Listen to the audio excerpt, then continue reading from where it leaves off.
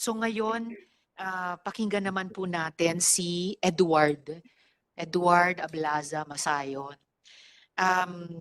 Sir Edward, maaari mo bang ipaalala sa amin, di ba kayo yung bahagi ng 2nd Signal Battalion ni Quiboloy?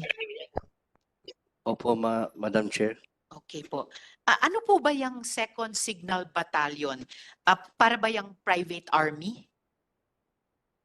Actually po, Madam Chair, ang 2nd Signal Battalion is a legit po na galing sa Philippine Army. Noon po, nag-start yung ano ni Quiboloy po, yung private army po. Nung panahon pa po ng Task Force Davao, kasi yung unang batch ng Task Force Davao, yung hindi pa ako nakasali doon, meron po mga workers na kasama ko, yung pili lang, sila yung mga unang batch talaga. Okay. Task Force Davao is local lang po ng Davao. Yes. Noong 2015 po, mag-jump out po tayo. 2015, na-endorse po yung Paaro dito sa Kingdom. Because Paaro is gamit na gamit po kasi national na po siya. Ano po yung Paaro? Philippine Army Affiliated Reserve Unit. Okay, Paaro. Paaro po. Under po ng 11 RCDG, at saka po yung sa ARESCOM po na yung nag-train po is 1105th Community Defense Center ng 11 RCDG. So yung Paaro nasa ilalim ng 11 RCDG po. RCDG. Ano po yung RCDG? Reserve, RCDG is Reserve Command po. Ng Philippine Army. Opo. At yung Paaro nasa ilalim ng 11th RCDG at ng Nag-train po is yung sa 1105th Community Defense Center po. nag-train. Opo, yung under po ng 1105th Opo. Community Defense Group? Group po, group. Community Defense Group. Okay po. Defense Center po. Defense Center. Okay. Bali po yung second Signal Battalion po is po yan, binubuo po yan ng buong Kingdom members o workers po. Wala pong nakasali dyan ng mga tagalabas. Hindi po kagaya ng ibang mga ng Paaro sa ibang lugar po, sa ibang tawag nito, sa ibang parte ng regional po na yung exclusive po talaga yung 2nd Signal Battalion under po ng SMNI. Okay. Under ng SMNI, yung Opo. media company. Opo, media Pero company yung po. media company ng SMNI, merong sa ilalim niya nitong 2nd Signal Battalion. Ito po yung certificate ko po, sinerex ko po. Okay. Basahin ko po yung Yes, talaga. please. And then pakisubmit ng kopya sa aming COMSEC. Sir Ito po Edward. yung namin, yung sa September 7, 2015 to November 21 na training po namin. Okay. Po is Philippine Army Affiliate Reserve Unit, Paaro, then Military Orientation Training of the 2nd Metro Davao Signal Battalion, Sunshine Media Network International. Ito po So, yung ito pala ay 2nd Metro Davao Signal Opo, Battalion. Signal Battalion. Yung buong pangalan niya. Opo. Okay. Diyan ba sa 2nd Metro Davao Signal Battalion kinukuha yung tinatawag na Angels of Death? Actually po, meron po tayong diyan po niya kinukuha. Yung ibig kong sabihin, yung Angel of Death po kasi, yung mga nagpumapatay po, yung mga labi na sa mga kasamahan ko, na mga worker na napatay na po. Bali, kung saan po, for example, ako po, pag nakitaan ako ng loyalty, yung talagang gusto kong pakita yung faithfulness ko sa ministry, sa anak ng Diyos, maaari kong gawin yun. So yung pagkaalam nyo sa Angels of Death ay pumapatay sila, pumapatay pati ng workers, para magpakita ng loyalty kay Quiboloy. Yung Angel of Death is nabuo po yun, yung sa mga against sa kanya. Like sa pastoral po, narinig niyo po sa kanyang yung na po ni Lulia, na papatayin yung mga pamilya niya, pag lumabas, pag marami silang alam, tapos lumabas sila, hindi na sila maaaring makalalabas sa ministry, sa poder niya. At saka maraming alam po, yung nakakaalam po lalo sa pastoral, inner circle, yung mga ganun po. Tsaka mayroon din pong member ng yung sa Angel of Death, yung kasama ko rin po, yung si Simon Tagnipis. Si Simon Tagnipis po kasi, siya yung pumatay kay Jarog. Kay? Jarog po. Jaruk. Opo, Jarog. Sino po si Jaruk? Duming Jarog, hindi ako, dato po yan ng Kausayan. Kahusayan? Sitio Kausayan ng... Sitio Kahusayan. Opo, yung sa ano atayan, sakop atayan ng Manuel Gianga sa Davao City. Sa Davao City, Sitio Kahusayan. Nakasama ko po yan, open secret na po yan sa security department sa amin na siya yung talagang tumira kay Jarog. Ang security department, ito rin po yung 2nd Metro Davao Signal Battalion. Opo, under po ng Okay. security department yan ng Kingdom. Kasi more or less 21 department yung nasa loob ng Kingdom. May logistics, ganyan, transportation. Opo, logistics kina Mr. Opo. Resita. O, at Opo. tiging kayo naman sa security, department. Okay. Ganun po yung ano namin, set up po dyan sa loob. Okay. At nung nasa loob po kayo nitong 2nd Metro Davao Signal Battalion o yung security department, meron ba kayong nasaksihan na inabuso o meron ba kayong nasaksihan na sinaktan? Paano yung ginagawa sa kanila? At bakit sa mga balita, bakit usually sinasaktan yung mga miyembro? Maging ako po, hindi po ako exempted sa punishment. Kasi pari nilang sabihin sa akin na sa Bisaya ba, pabadlong yung matigas yung ulo. Tao rin naman po tayo nagkakamali. Lalo na yung sabihin, bawal mag-cellphone, bawal manood ng sine, bawal maglaro ng computer games. Because I was there, 15 years old pa po ako, since 1999. I started yung nag-socialicit ako, nagtitinda ako ng puto, kakanin. Tsaka po, yung mga palo po na yung mga punishment po na sinasabi ni lalo na po sila ni Ate Gingging yung naranasan niyang fasting na uso po yan dati 99 I was there in Tamayong kaya po totoo po yung sinabi niya na bawal po talaga silang kausapin bawal pong tulungan bigyan ng pagkain kasi madadamay ka tsaka yung hindi naman po sila makakain talaga kasi yung mess hall separate nasa taas yung sila yung mess hall nasa baba makikita sila kung kakain. Tama yung sinabi nila, in order for them na mag-survive yung physical nila, inom ka talaga pag, pag naliligo ka. Yun ang testimony din ng mga nakaranas din ng fasting na nakausap namin after nun. Sa akin naman po, yung paluan po, 2013, massive po yun. Na pinasuot po kami ng SS, yung orange, yung serpent seed po ang mini. Alam mo yung sa preso? Serpent seed? Opo. Naka-orange kami nun. Tanggap naman po namin yung time na yun kasi akala namin yung siya yung anak ng Diyos, yung talagang tanggapin mo yung punishment mo. Alam niyo po yung parang ang turing sa amin na yung trapo, mas may karapatan pa yung trapo kaysa sa amin. Hindi kami, kahit bata, bawal kaming kausapin, bawal kaming magingay. Yung na isang beses nga, tumawa kami, pinapalo kami ulit. Tawa lang po kasi mabigat kaya yung mag-ano ka ng bato. From gising kami ng 4 a.m., preparation para devotional 5 a.m. Tuloy-tuloy na yan, work job, kain, tanghalian, kain lang, 1 oras lang yung pahinga. Hanggang alas 10 ng gabi yung ano namin, trabaho, puro Mas overtime. matagal pa sa pagkakaroling atiging na 14 hours. Kayo, 4 a.m. hanggang 10 p.m.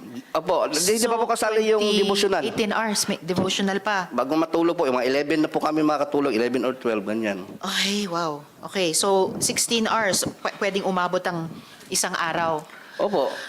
Okay, yung mga pagpatay nung 2nd Metro Davao Signal Battalion o yung security department, si Kibuloy ba ang nag-order ng pagpatay sa mga dating KOJC members?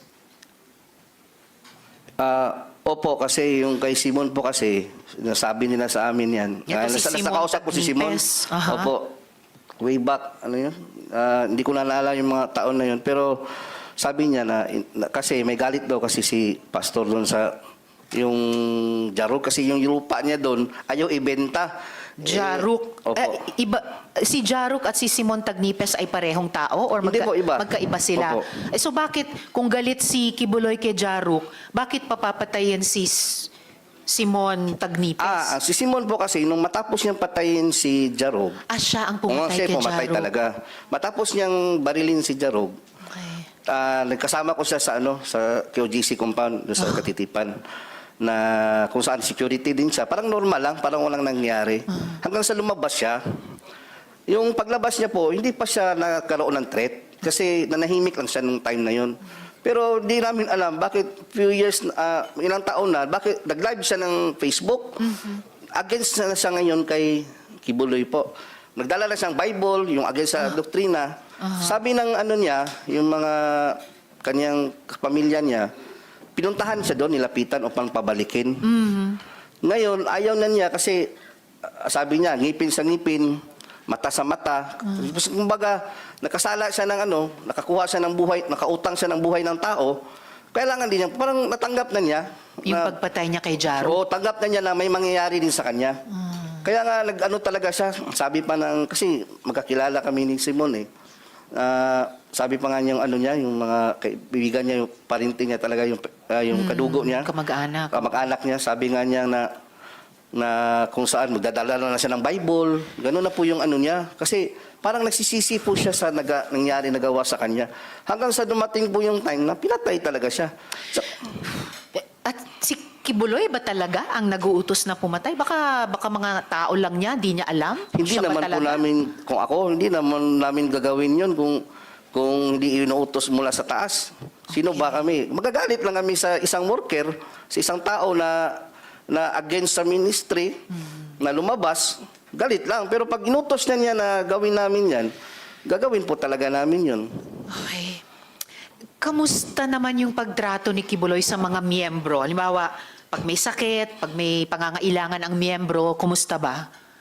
Pag may sakit po, yun lang po yung ano doon. Kasi kami, ordinary worker, dati yun, naranasan ko po nung nagkasakit ako ng yun, pneumonia, basal pneumonia. Binibigyan lang po kami ng pamasahe, 100 piso. Tapos pa-check up sa SBMC, sa public hospital, SBMC. Southern Philippines Medical Center. Hindi naman sa inaano natin, minamaliit yung SPMC. Maganda naman yung serbisyo doon. Pero sa ngala na nag-solicit ka, nakapagbigay ka ng income, 10 to 15 million every, ano ba yung sinabi kanina? Every yung buong month. pinag-anuhan namin, Oh. yung araw-araw naka-income kami pag mayroong month of blessings, yung KOH na sinasabi, nakakontribute ka ng pera tapos nagkasakit ka, i-ano ka lang, ipa-check up ka sa SPMC. Tapos niyan, ano ka pa sa Lingap. Yung programa po ni doon po sa Davao yung Lingap. Aha. Pipila ka doon ng ilang oras. At saka hindi po sinasabi, pinatawag nito yung Madam Chair, yung hindi pinapakilala na kingdom kami. Galing kami kay Kibuloy kasi mapapahiya daw si pastor. Kasi mayaman daw. Yung reaksyon ng tagalingap, yung malaman nila, uy, Kibuloy, mayaman yan. Bakit kayo nanghihingi ng Yun na So, nga. ayuda. Ganun po yung Tama rin. So, kasi nakaka-generate kayo ng malalaking pera, Opo. pero hindi, kumbaga, katumbas Nung yung medical care na medical care nakukuha nyo kapag kayo naman ang nagkasakit. Kung may ibang pangangailangan bukod sa health, ganun din ba yung nangyayari lang? Yung halimbawa po, yung katulugan nga namin, alam po nila General Torre po yun. Yung sila, Colonel Maranta, nakapasok sila doon, yung tulugan ng mga babae doon. Parang dito, malaking lang tapos parang mga sardinas dyan. Tabi-tabi, lahat. Walang maayos na tulugan.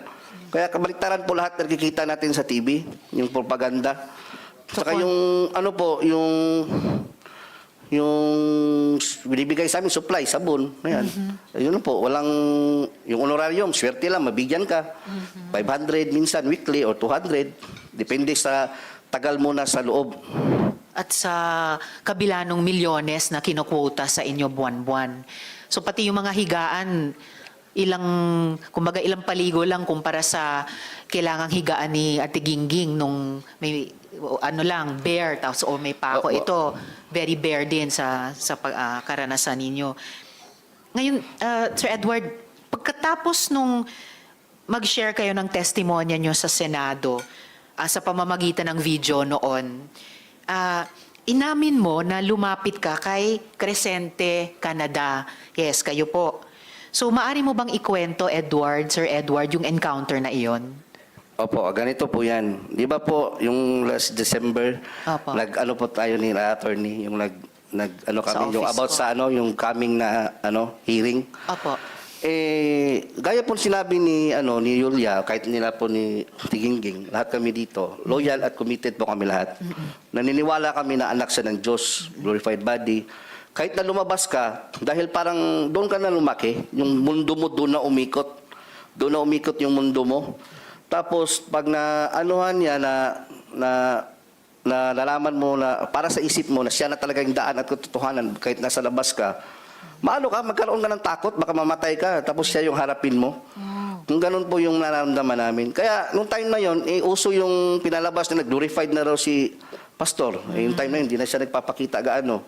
So, lumapit ako ngayon kay Enting Canada po, Crescente, sa Barangay Hall. Kasi baka sakali ako na totoo nga si pastor, ko talaga, nakadecide talaga ako na lumapit. January 16 or 17, kung di ako nagkakamali. Nitong taon. Kumbaga, pagtatraidor po yung gagawin ko, yung ganun. Kasi isusuka ko yung mga contact na staff ninyo. Gagawin ko talaga yon kasi parang na-feel ko na totoo talaga to si pastor. Parang, Lord, patawad po kung nakakontak ako sa kanila, nila Arlene. Ganun po na-feel ko kasi I've been there for 20 years. Tapos yung, Wow. yung faith mo, yung, alam mo na lumaki ka sa isang relihiyosong pamilya, yung ganun po. Tapos, paglapit ko po nung time na yun, buti na lang, may sinabi si Inting bago ko na ibigay, buti na lang hindi ko na ibigay yung number. Hindi kasi siya nag-ask nung una. Unang ginawa niya, nag-usap kami, fellowship, ang ganda ng fellowship. Ito, ganyan talaga yung sa kingdom, buhay ni pastor, ganyan. Bigla lang kalagitnaan, naiba yung usapan namin. Ba't naman kasi kayo pumupunta dyan? Ba't naman kasi kayo nag-testimony dyan? Hindi mo alam. Baka may riding in tandem na paglabas mo. Ganon. Riding in tandem. Yun po ang sabi niya sa akin. Baka may riding in tandem. Ano pang sinabi niya sa iyo? Tapos bukod sa silang bayon riding in daw, tandem? yung silang bayon po, yung military po na namin, yung naka-DS po kay Ibuloy, sabi niya, silang bayon, bago lang may pinatay. Anong pangalan nun? Lambayon po apelido. Lambayon. Parang Dino ata yung pagkakaalam ko. Nilo Lambayon. Dino Opo. Lambayon. So nung sinabi ni Mr. Canada yan, Enteng Canada, na isang riding in tandem lang yan, tama ba na tinanong niya sino yung kausap mo sa mga staff ko? At nung binanggit niya yung riding in tandem, kaugnay ng mga staff ko, ano yung pagkaintindi mo sa tanong na yon at sa sinabing iyon? Ang pagkakaintindi ko po, na maaari kaming ipapatay kung papatuloy namin itong ginagawa namin. Kasi pagbanggit niya na silang bayon, doon po ako medyo na... Kasi silang bayon po kasi, kasama ko yan sa Julo, na nangharas doon sa yung mga native doon, yung mga nakatira sa Julo. Ang mga lumad? Lumad po. Aha. Pumunta nga, yung ebidensya, marami tayong ebidensya. Yung si LJ Lindaan, yung sa James Angels, pumunta doon. Yung si dating chief ng Tibungko at Tugbok, si Alcala ba yun na pumunta din sa amin, interview. Ako yung kaharap. Yun po yung mga kasi silang bayon po kasi, nag-alias pa nga siya noon, alias Rico, tapos naka-wig siya. Alias Rico. Oo, nung ginamit niya doon sa Julo. Aha. And kanina nung Sir Edward, nung binabanggit nyo si Montagnipes at Jaruk, may binanggit din kayong usapin ng lupa. Ito rin ba ay kaugnay ng mga hinaras na mga lumad? Or iba Opo, kasali na yan sa Julo, buong ng Tamayo. Jolong. Julo, Sitio Julo. Sitio Jolong. Opo. Okay.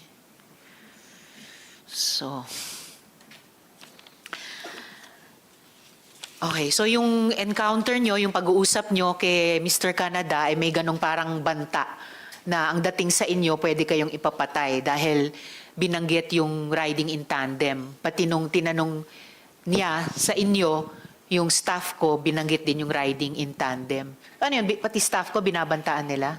Hindi po, hindi naman talaga direct na banta. Kayo? Pero parang lang ba, yung pag ka dyan, iniksian lang, na mayroong riding in tandem.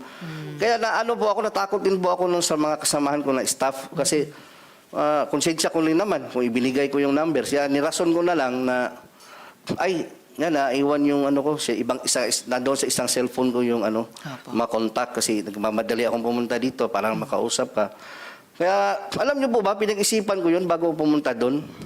Nagdalangin talaga ko, Lord, kung kalooban mo na totoo si pastor, magaganap talaga ito, mangyayari talaga na babaliktad talaga ako.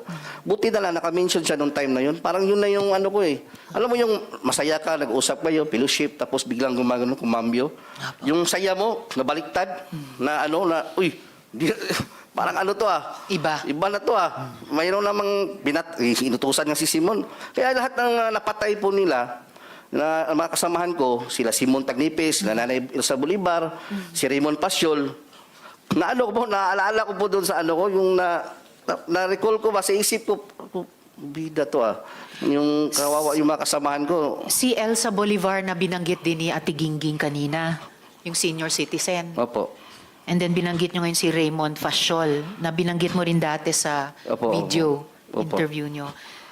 Marami ba to, yung mga pinapapatay, no? Actually, mayroon pa po mga iba dyan na hindi ko po minention, baka ano na po yung magsabi. Opo. Mga ilan po sa pagkaalam nyo? Kaalam ko po, mayroon pa nga yung pastor under investigation po, yung isang pastor na ano pa po, yung si Dishera, yung apelido Dishera, worker din po yun dati. Member o worker yun siya. Kung hindi mo kasi maano, kahit sabihin mo na, ano po, Madam Chair, bakit mga member o mga worker, parehong ikinamatay? Pwede namang magkasakit yung isa, nabunggo ng tricycle yung isa. Pwede naman yun. Bakit puro baril? So, panay baril ang, pagbaril ang ikinamatay. Panay puro pagbaril yung yung kinamatay ng mga coincidence talaga. Tapos kung mag-iimbestiga kayo doon sa mayroong pool guy, yung mga ganun po. Okay. So, may mga fall guys pa. Na nahuli. Tapos hindi naman pala yung yung totoo, kumbaga hindi alam ng pamilya na may nahuli na pala sa sa mga suspect, yung ganun po na sinikreto ng police station. Okay. Alright. Dagan salamat, Edward. Paki-stay on para sa rest ng hearing natin.